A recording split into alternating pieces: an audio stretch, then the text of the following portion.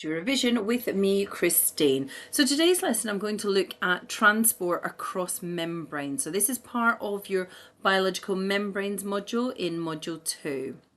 So we know that we have our phospholipid bilayer, and this creates a hydrophilic heads pointing on the outside and hydrophobic tails on the inside. So we have a phospholipid bilayer that has a hydrophobic region. We know that our phospholipids are able to move around, so they are fluid. Now, what's interesting is because of that fluidity, that allows molecules, small molecules, to make their way across through from one side to the other. So molecules are able to cross the barrier, and that's simple and small molecules.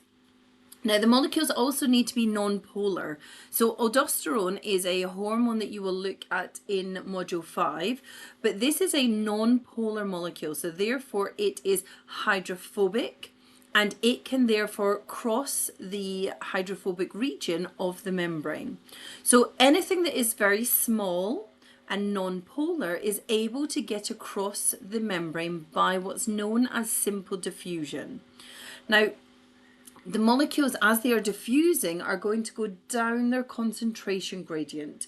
So a concentration gradient is where there is a higher concentration on one side and a lower concentration on the other. So if the molecule is moving down their concentration gradient, they are moving from a higher concentration to a lower concentration. Now, it's important to note that molecules move randomly, and they move because they've got their own kinetic energy. So when we talk about simple diffusion, we're talking about these molecules, the net movement of these molecules from an area where there is a higher concentration to an area where there is a lower concentration until they even out. Now, that doesn't mean that they stop moving. What it just means is that the net overall movement is in one direction, from where there's lots of them, a higher concentration, to where there's less of them, a lower concentration. So it's not just about the movement across the bilayer though. We've also got to understand that these molecules will need to move through the cytoplasm, and they will also then need to move across the membranes if they are needed inside the organelles. So for example, oxygen is needed inside the cell, in the mitochondrion, and needs to get all the way into the cristae. Well, carbon dioxide is a byproduct of respiration, so that needs to move across the membrane in the opposite direction. So diffusion is where the molecules, these small molecules, can move across the phospholipid bilayer, and they move down that concentration gradient. Now, if we have larger molecules, or if we have molecules which have polarity, a polar nature, so for example, ions, if we have ionic compounds, sodium chloride, potassium chloride, when they get into an aqueous solution, they will be separated because they'll form hydrogen bonds. So they become a solution that has dissolved the substances in it. Well, facilitated diffusion is where we use either a channel protein or a carrier protein, and that protein in that membrane allows the movement, the diffusion of the polar molecule down its concentration gradient.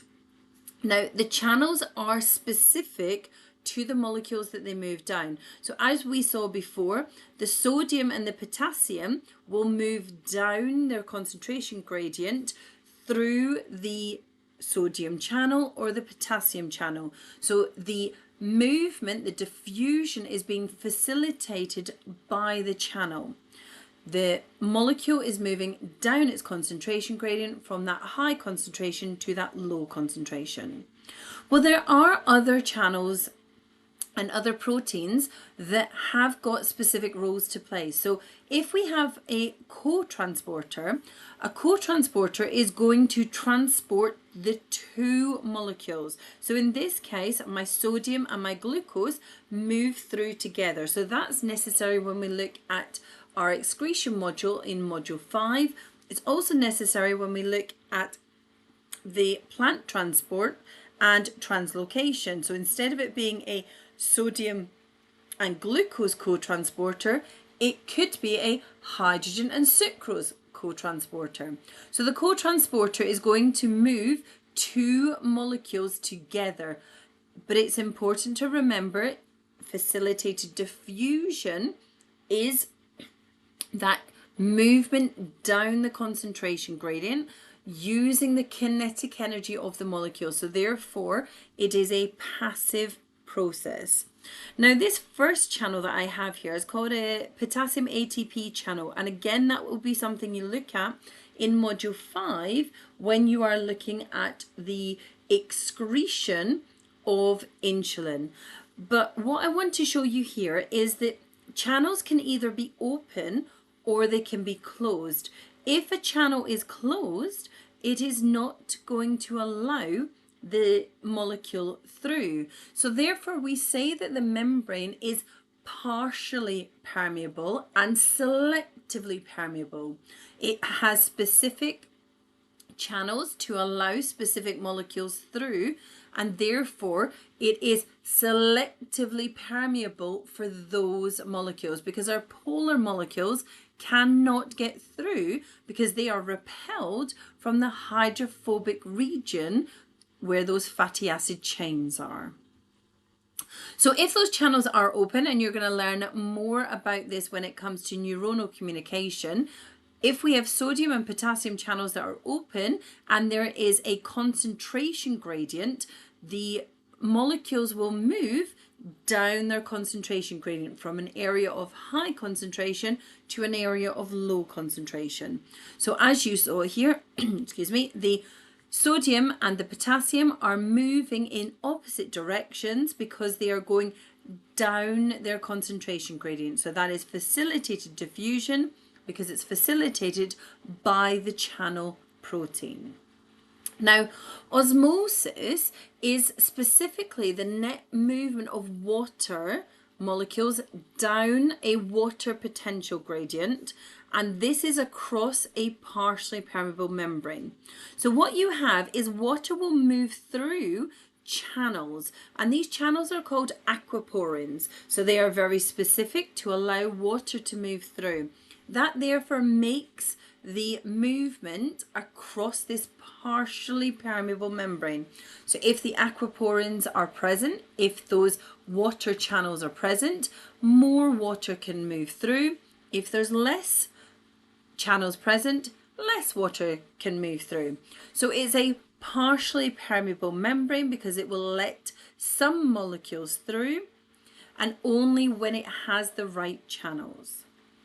So if we look at our different types of cells and we put them in different types of solutions, so for example, if we have a red blood cell and we place it in what's known as a hypotonic solution. So a hypotonic solution means that there is a higher water potential in the solution than in the cytoplasm inside the cell. Now, because of that, water will move in by osmosis to the cell cytoplasm. As it moves in, that's going to cause the cell to start to increase its volume. It's taking this water in, the volume is going to increase, but unfortunately, because it only has a membrane, because we're looking at an animal cell, it will reach a point in which it can no longer take in any more water without rupturing. So what will happen is it will swell, and then the cell will lyse, it will split, and that's called cytolysis. So if you place a animal cell into a hypotonic solution, what you have is that there is a higher water potential outside the cell, so water will enter. If we placed it into an isotonic solution, that means for every one water molecule moving out, one will be moving in. There is no net gain. It is in equilibrium. Now, our cells want to stay within that equilibrium point, that isotonic solution. So our body has to adapt to ensure that it manages to maintain this isotonic solution, for example, in our blood. And you'll learn about that in more detail when you do module 5 on excretion. If we don't control the water concentration inside our blood, and therefore the water potential, which is the pressure within the blood, what would happen is, if it doesn't expand and swell and lyse, what would happen instead, if we placed it in a hypertonic solution where there's more water potential inside the cell than in the solution, the water would leave the cell and the cell would start to shrivel up. And we call that crenation. When the cell starts to bleb, is the name that we call this bubbling out of the cell, that is then going to crenate and the cell can no longer function. It needs to be able to do the necessary reactions, and therefore it needs the right shape, the right volume. If we decrease that volume, we are decreasing the capacity for the molecules to move. So for animal cells, we want to maintain that isotonic solution, because if we don't, we will either cause our cells to lyse, to burst, or we'll cause them to shrivel up and crenate, which neither is a good place to be. Well, plants are slightly different, because plant cells have a strong cell wall made of cellulose which surrounds the cell membrane. And because that surrounds the cell membrane, that has a factor to pace. So the isotonic solution maintains the cell as it should be. If we placed it in a hypertonic solution, the cell would swell, but then what happens is the cell, because of that strong cell wall, that becomes turgid. So it has turgor pressure when water enters, to the point at which it can no longer take in any more, and the cell becomes turgid. So it can expand a little bit, it can swell, but it will only swell so much until it becomes turgid. Now, if we place it into a hypertonic solution, then what happens is that the cell membrane will start to pull away from the cell wall, and so what you get is what is called plasmolysis, is when the cell membrane has pulled away. When the cell membrane has pulled away from the cell wall, and therefore there is a smaller volume inside, and that will cause an effect on the cell's ability to do its necessary functions. So we can use certain things like viscing tubing as a way of modeling the partially permeable membrane that we have. So here we can see that I have two viscing tubings. Inside my viscing tubing, I have solution W. In my container, I have solution X. And you can see that there's a capillary tube sticking into my viscing tubing. Now, what you would then do is you take a measurement of the position of the solution W in the capillary tube, leave it for a set amount of time, and then you would take a measurement again. And you can see quite clearly here that the volume inside my capillary tube has increased. That indicates that water has moved into solution W by osmosis, because it's the only thing that can move, and because that has moved in by osmosis, that therefore means that solution X had to have a higher water potential than solution W. So that's an application part and a way of us modeling the partially permeable membrane. Only small molecules like water can move into the viscing tubing, and therefore making it partially permeable. Now, another thing to think about whenever you're being given a practical modeling the natural things that happen inside the cell is to consider your uncertainty. So you need to be able to measure uncertainty. Now, we know if we're using a ruler to measure the distance that the liquid has moved up our capillary tube, we know that our ruler has an accuracy, right, which is to the nearest 0.5 millimeters. So to work out our percentage uncertainty, what we need to do is take 2 times that. So 0.5 at one end and 0.5 at the other end. So we do 2 times the 0.5 millimeters, and we divide that by the difference in the measurement. So the difference in the measurement here is 16. So we would do 2 times 0.5 divided by 16 and then times that by 100 to give us our percentage uncertainty. So they are the passive movement, osmosis, facilitated diffusion, and simple diffusion are passive movements. Well, what I want to look at now are active movements and how they require the ATP, which is adenosine triphosphate, and that can be broken down into adenosine diphosphate. When we break a bond between the phosphates, that will release energy and therefore becomes our energy currency. So ATP can be hydrolyzed down into ADP and an inorganic phosphate, and that phosphate transfer releases energy so that that energy can be used to have another process occur. The ADP can then be built back up into an ATP molecule through a condensation reaction. So this is constantly happening back and forth. ATP is hydrolyzed down to ADP and inorganic phosphate, and ATP is reformed again. So we can produce another molecule which you'll learn about in module 5 as well, which is called cyclic AMP.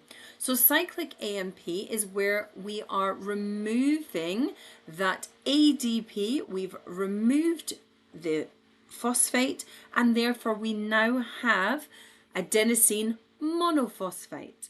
So it's got one phosphate attached, monophosphate, 2 phosphates attached, diphosphate, or 3 phosphates attached, triphosphate. The adenosine is the ribose sugar with the adenine attached. So adenosine triphosphate, ATP, adenosine diphosphate, ADP, or adenosine monophosphate, AMP. So active transport then is our third form in which we want to look at with regards to this movement of substances across a membrane. So normally our ions cannot get in or out across the phospholipid bilayer because of that hydrophobic region. So because of that, what they need is they need either a channel for facilitated diffusion. Well, that's only if we want them to go down their concentration gradient. In some cases, what we want to do is we actually want to pump them, and we want to pump them against their concentration gradient. So you can see here, I have my sodium potassium pump, which is going to pump my sodium and my potassium against the concentration gradient. So this is necessary for the neurons to be able to maintain a resting potential. And all cells want to maintain a concentration gradient inside. Now it requires energy. It requires energy in the form of ATP, and it also requires a carrier protein. So in this case, this is the sodium potassium pump because it is pumping sodium ions and potassium ions. It requires energy in the form of ATP to be hydrolyzed down into that ADP and inorganic phosphate, and that breaking down of the ATP molecule releases the energy needed to pump the ions against their concentration gradient. So another movement across the membrane that requires energy is called exocytosis. So here I have my plasma membrane, and inside I have a vesicle that contains potentially a neurotransmitter, or it contains a hormone. So to move the vesicle up so that it can fuse with the membrane and then release whatever that substance is, that large molecule, out of the cell. So we're we're releasing something out of the cell, which is why it's exocytosis. So for example, when we do protein synthesis for extracellular proteins, this is what is needed. Those vesicles need to move, but those vesicles have to be moved by the cytoskeleton. So they require ATP. So this movement of vesicles along the cytoskeleton, if we're talking about from the RER to the Golgi or from the Golgi to the membrane for exocytosis, that requires ATP. So that requires energy. So that is an active way in which we are going to transport this bulk substance out of the cell. Now, we also need energy for bringing something into the cell. So endocytosis is where the large molecule is going to be engulfed. So in the case of your phagocytes will need to engulf the pathogens. So what they do is they're going to surround the pathogen, and to move the cell membrane and for the cell to move, it requires energy. The fusing of the membrane and then the separation of that vesicle from the membrane, all of these require energy because ATP is needed to change the cell shape and to move the vesicles along the cytoskeleton. So bulk transport, exocytosis and endocytosis are both necessary for the releasing of substances or the engulfing and bringing in of substances, and both of them require energy. So I hope you've liked this video, and if you have, then please do click the like button and subscribe to my channel. Also, do check out my revision platform, www.aiqchat.com, to help you to revise.